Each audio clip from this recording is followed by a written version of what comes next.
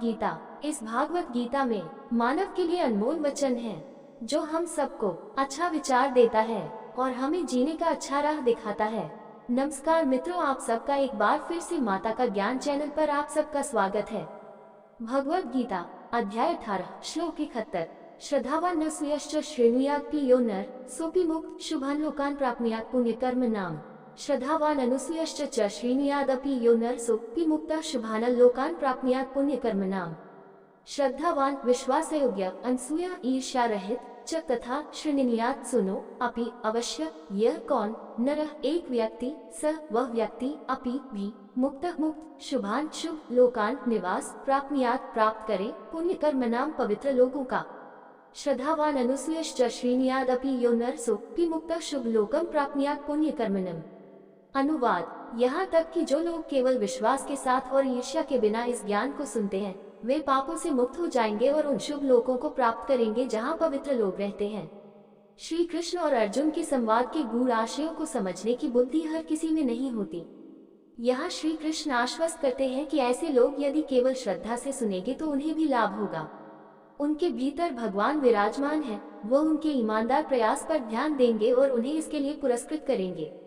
जगत गुरु शंकराचार्य के सानंद नामक एक शिष्य की कहानी इस बात को स्पष्ट करती है। वह अनपढ़ था और अपने गुरु की शिक्षा को अन्य शिष्यों की तरह समझ नहीं पाता था, लेकिन जब शंकराचार्य प्रवचन देते थे तो वे बड़े ध्यान और बड़े विश्वास के साथ सुनते थे। एक दिन वह नदी के दूसरी ओर अपने गुरु के कपड़े धो रहा था। कक्षा का समय हो गया और अन्य शिष्यों ने अनुरोध किया, गुरुजी कृपया कक्षा शुरू करें। शंकराचार्य ने उत्तर दिया, आइए प्रतीक्षा करें, सानंद यहाँ नहीं है। शिष्यों ने आग्रह किया, लेकिन गुरुजी उन्हें कुछ समझ नहीं आ रहा है। ये सच है, फिर भी वह बड़े विश्वास के साथ सुनते हैं और इसलिए मैं उन्हें निराश नहीं करना चाहता, शंकराचार्य ने कहा। तब आस्था की शक्ति दिखाने के लिए शंकराचार्य ने कहा, सानंद कृपया यहाँ आइए। अपने गुरु की बात सुनकर सानंद को कोई संकोच नहीं हुआ, वह पानी पर दौड़ा। कहानी यह है कि जहाँ भी उन्होंने अपने पैर रखे कमल के फूल उनका समर्थन करने के लिए उगाए। वह दूसरे किनारे पर गया और अपने गुरु को प्रणाम किया। उस समय उनके मुख से परिष्कृत संस्कृत में गुरु की एक स्तुति में छंद निकली। ये सुनकर अन्य शिष्य आश्चर्यचकित रह गए।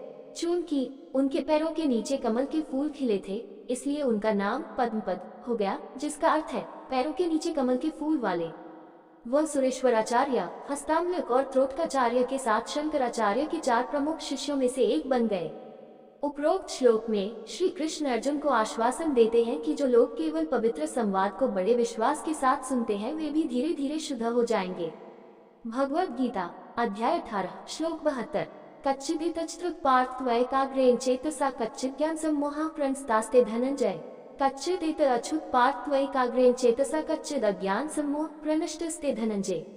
कच्चित चाहे एतत् ये श्रुतम सुना पार्थ प्रथा के पुत्र अर्जुन त्वया आपके द्वारा एक अग्रेण चेतसा एकाग्र मन से। कच्चित चाहे अज्ञान सम्मोह भ्रम प्रांशतः नष्ट हो गया ते आपका धनंजय अर्जुन धन का विजेता। कच्चिदित अच्युत पार्थत्वैकाग्र्येण चेतसा कच्चिद् अज्ञान सम्मोह प्रनष्टस्ते धनंजय।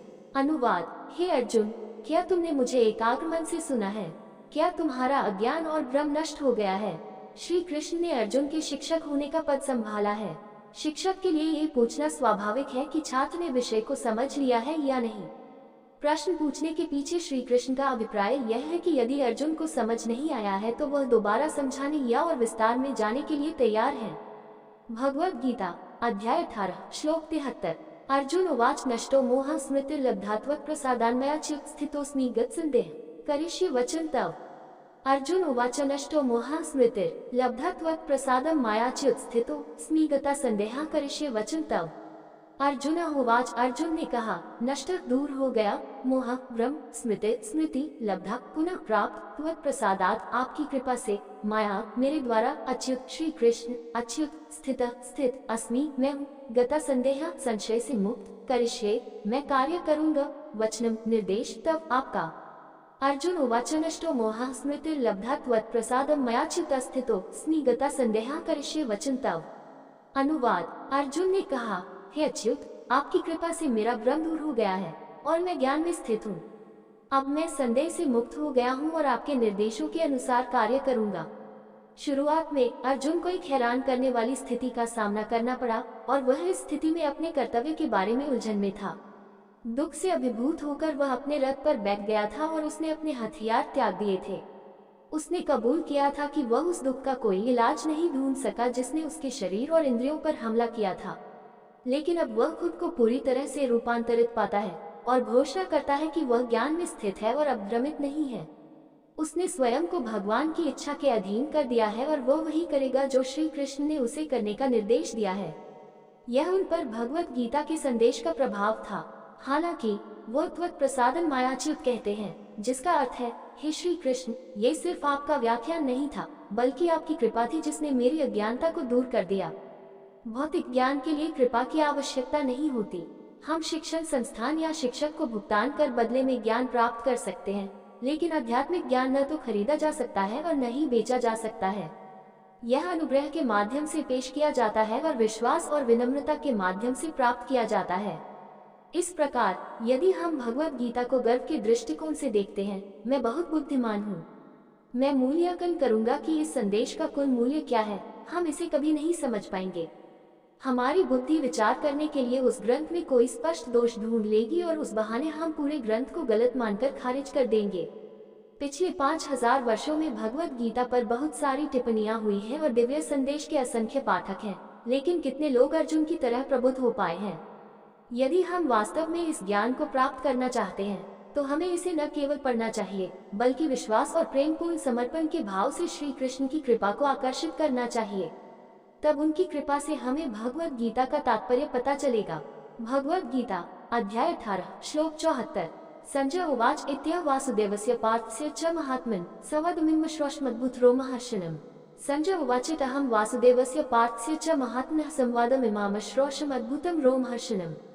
संजय उवाच, संजय ने कहा, इति इस प्रकार, अहम मैं, वासुदेवस्य श्री कृष्ण का, पार्थस्य अर्जुन, च तथा महात्मनः ने हृदय आत्मा, संवादम वार्तालाप, इमाम ये अश्रोषण सुना है, अद्भुतम अद्भुत, रोमहर्षणम जिसके कारण रोंगटे खड़े हो जाते हैं। संजय उवाच अहं वासुदेवस्य पार्थस्य च महात्मनः संवादम इमाम आश्रोषम अद्भुत रोमहर्षणम। अनुवाद। संजय ने कहा, इस प्रकार, क्या मैंने वासुदेव के पुत्र श्री कृष्ण और पृथा के नेक दिल पुत्र अर्जुन के बीच यह अद्भुत बातचीत सुनी है। ये संदेश इतना रोमांचकारी है कि मेरे रोंगटे खड़े हो जाते हैं। इस प्रकार संजय भगवत गीता के दिव्य प्रवचन के अपने कथन को समाप्त करते हैं। वह अर्जुन को महात्मा कहते हैं क्योंकि उन्होंने श्री कृष्ण की सलाह और निर्देशों पर ध्यान दिया है और इसलिए वह अत्यंत बुद्धिमान बन गए हैं। संजय अब टिप्पणी करते हैं कि उनका दिव्य संवाद सुनकर वे कितने चकित और चकित हैं। रोंगटे खड़े होना गहरे भक्ति उत्साह के लक्षणों में से एक है। भक्ति रसामृत सिंधु में कहा गया है, स्तम स्वेत था रोमांचा स्वर भेदोत वेपथुवेवर्ण्यमिश्रु प्रलय इत्यष्टो सात्विका स्मृत V43। भक्ति परमानंद के 8 लक्षण हैं, स्तब्ध और गतिहीन हो जाना, पसीना आना, बाल खड़े हो जाना, आवाज का घुट जाना, कांपना, चेहरे का रंग राख हो जाना, आंसू बहना और बेहोश हो जाना। संजय को इतनी गहन भक्ति भावना का अनुभव हो रहा है कि उनके बाल दिव्य आनंद से चमक रहे हैं। कोई पूछ सकता है कि दूर युद्ध के मैदान में हुए इस संवाद को सुनना संजय के लिए कैसे संभव हुआ। इसका खुलासा वह अगले श्लोक में करते हैं। भगवत गीता अध्याय 18 श्लोक 75। व्यास प्रसादाच्चरुत्वाने गुह्यमः परमं योग योगेश्वरात् कृष्णात् स साक्षात् कथ्यतः स्वयं। व्यास प्रसादाच्चरितवान् एतद् गुह्यमहं परमयोग योगेश्वरात् कृष्णात् साक्षात् कथयतः स्वयं। व्यास प्रसादात वेद व्यास की कृपा से श्रुतवान सुना है, एतत् ये गुह्यम रहस्य अहम मैं परम सर्वोच्च योगम योग ईश्वरात योग भगवान से कृष्णात श्री कृष्ण से साक्षात सीधे कथयता बोलना स्वयं। व्यास प्रसादात चरुत्वान एतत् गुह्यम अहम परमयोगम योगेश्वरत कृष्णत साक्षात कथयता स्वयं। अनुवाद। वेद व्यास की कृपा से मैंने स्वयं योग के भगवान श्री कृष्ण से इस सर्वोच्च और सबसे गुप्त योग को सुना है। श्री कृष्ण द्वैपायन व्यासदेव, जिन्हें ऋषि वेद व्यास के नाम से भी जाना जाता है, संजय के आध्यात्मिक गुरु थे। अपने गुरु की कृपा से संजय को दूरदर्शिता की शक्ति प्राप्त हुई थी, जिससे वह हस्तिनापुर के शाही महल में बैठकर कुरुक्षेत्र के युद्ध के मैदान में होने वाली सभी घटनाओं को जान सकते थे। यहाँ संजय स्वीकार करते हैं कि यह उनके गुरु की दया थी कि उन्हें स्वयं योग के भगवान श्री कृष्ण से योग के सर्वोच्च विज्ञान को सुनने का अवसर मिला। ब्रह्म सूत्र, पुराण, महाभारत आदि के रचयिता वेद व्यास भगवान के वंशज थे और उनके पास सभी दिव्य शक्तियाँ स्वयं थी। इस प्रकार उन्होंने न केवल श्री कृष्ण और अर्जुन के बीच की बातचीत सुनी, बल्कि संजय और धृतराष्ट्र के बीच की बातचीत भी सुनी। इस प्रकार उन्होंने भगवद गीता को संकलित करते समय दोनों वार्तालापों को शामिल किया। वीडियो आपको अच्छा लगा हो तो लाइक, शेयर, सब्सक्राइब जरूर करें। धन्यवाद।